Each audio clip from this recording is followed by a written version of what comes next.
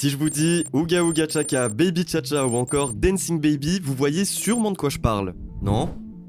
Voici ce qui est considéré comme l'un des, si ce n'est le premier mème de l'histoire. Un bébé dansant sur un rythme endiablé qui fait danser les rats, mais connaissez-vous l'histoire du Dancing Baby?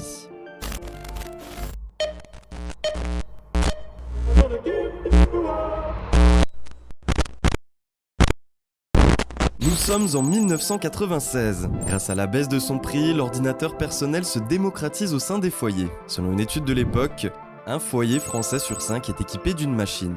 Cette démocratisation va de pair avec les progrès en informatique. Ainsi, la modélisation 3D devient plus accessible et surtout, un nouvel Eldorado pour les entreprises d'animation.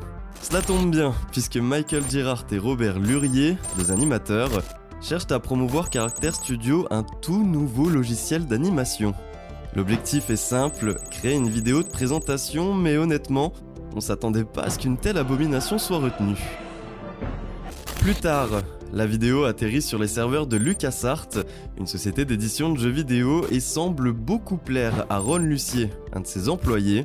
Ce bon vieux Ron extrait la vidéo, la convertit en GIF, et afin de régaler ses potes, il l'envoie par mail à tous ses contacts. Il est sympa, Ron, quand même. Vous connaissez la chanson, ces derniers partagent à leur tour le GIF, et le phénomène devient viral. D'ailleurs, en parlant de musique, la vidéo est souvent accompagnée d'Hooked on a Feeling, une chanson composée par le groupe Blue Swede qui figure, s'il vous plaît, sur la bande originale de Reservoir Dogs de Quentin Tarantino. Dès lors, on retrouve le Baby Chacha partout, sur les forums, des sacs, des t-shirts, des pubs et même des sous-vêtements. Mais alors, pourquoi un tel engouement ? D'après Michael Girard, on peut assimiler le Dancing Baby à la théorie de la vallée de l'étrange qui dit que plus une image créée par un ordinateur ressemble à un humain, plus nous sommes dérangés par celle-ci. Sympa. A noter que selon de récentes découvertes, le tout premier mème serait une bande dessinée datant de 1921. Peut-être qu'il en existait d'autres avant lui, peut-être même que le concept derrière est encore plus ancien. Qui sait ?